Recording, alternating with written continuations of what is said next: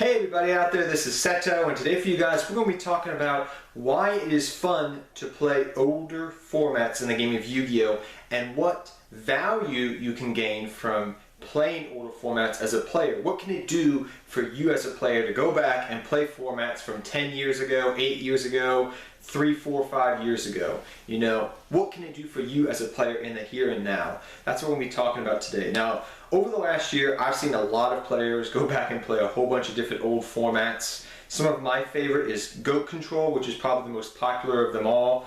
2004 Chaos, Dad Return, Teledad, Dragon Rulers. I've even seen other people, I mean I haven't played it myself, but like they've gone back and played Necros format or Hand Artifact Trap Tricks format. You know, there's a multitude of different formats out there, and I've seen people go back and play those formats. So what are some of the good reasons and why should you go back to play these formats? So number one, I feel like, is it teaches you the art of plussing. Now, nowadays in the game of Yu-Gi-Oh! I feel like a lot of players take, you know, just the +1s, the +2s, the +3s for granted. I really feel like, you know, people just take that for granted nowadays, and I get it, the game's changed, but when you're playing a lower tier deck against a higher tier deck, you can't make misplays, and you have to take every advantage you can get. I mean, I can't tell you that, I mean, from playing, you know, lower tier decks and playing, you know, meta decks, there's a difference, as you should know, but when you're playing a lower tier deck against a higher tier deck, even if you're just playing, I guess you say, both the same decks, so if you're both playing meta-defining decks, if you're plussing over your opponent more than they are, you're usually going to win. So it teaches you, playing these older school decks, especially if you're going back to like Goat Control and 2004 Chaos and older decks that are like 10 years old, 8 years old, where you actually back in those days had to work for your pluses. And what I mean by that is like, you actually had to work for it. There were some cards that were broken, yes, and they had broken effects. But to get the most benefit out of them, you had to time them properly to get the most benefit. Hey, Heavy Storm, good card, yes, but they only have one back row. Do you waste that Heavy Storm in a 1-for-1? Or do you wait for them to put 2 or 3 in the back row, make a misplay, and then you Heavy Storm them then? Or, you know, things of that nature. You know, how do you use your resources? But we'll get to that in a second. But the art of plussing, I feel like in the game of Yu-Gi-Oh! Has become a lost art form. You know, using your smarts, using, you know, timing, using to know when to use those cards to get the most benefit and get those little teeny pluses, those little things that add up to a victory. People have kind of forgot how to do that in the game of Yu-Gi-Oh! I feel like to some degree, because we're just so used to activating the card right away, getting the benefit, moving on. Pluses are everywhere, you know, getting, you know, benefits and advantage is everywhere in the game of Yu-Gi-Oh! Nowadays. And back in that time frame and those older decks, that wasn't always the case. You had to work for them a lot more, I feel like. Like, if you go back to Goat format, special summoning was special.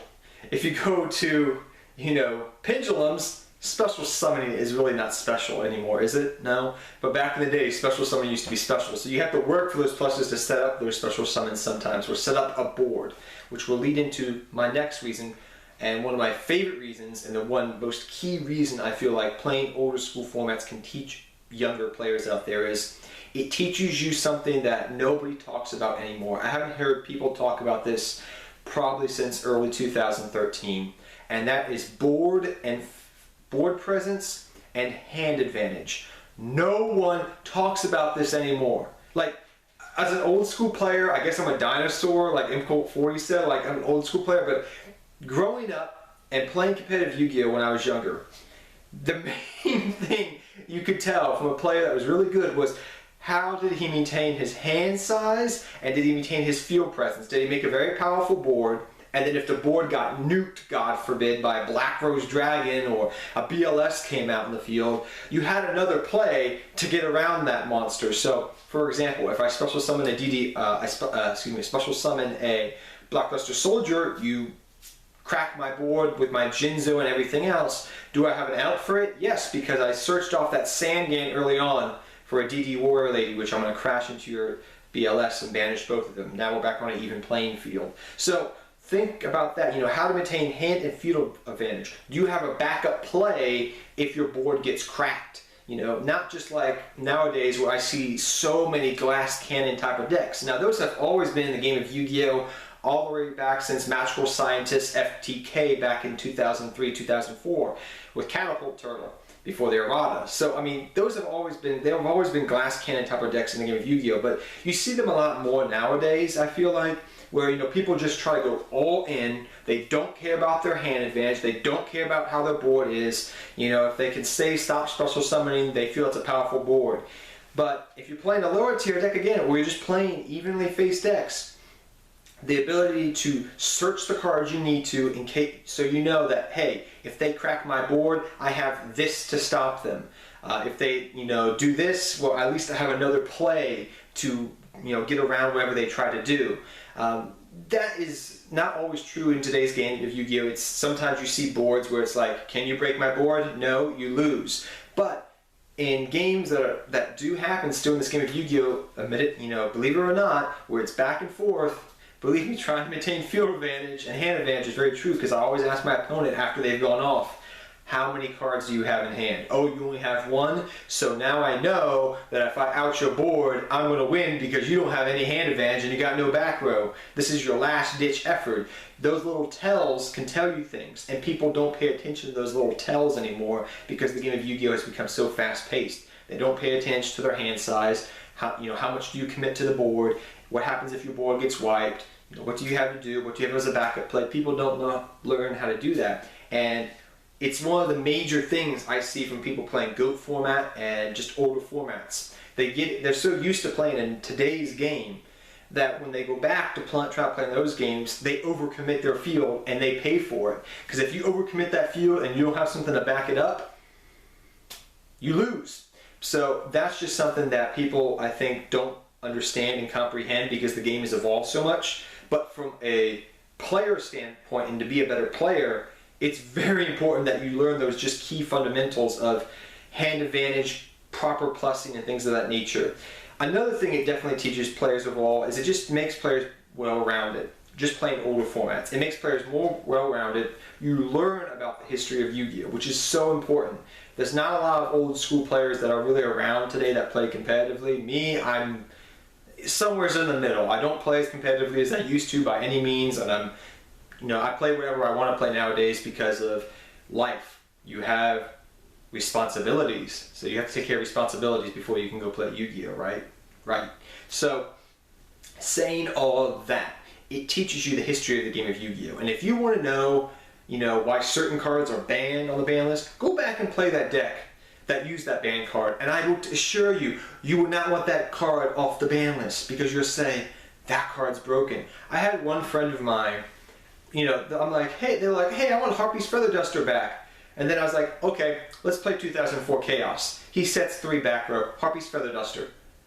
Oh shit, I don't want that card back now. Literally, that's what happens. People don't understand why cards are banned. And to know where Yu-Gi-Oh! Is heading, where is it going, you have to know the past.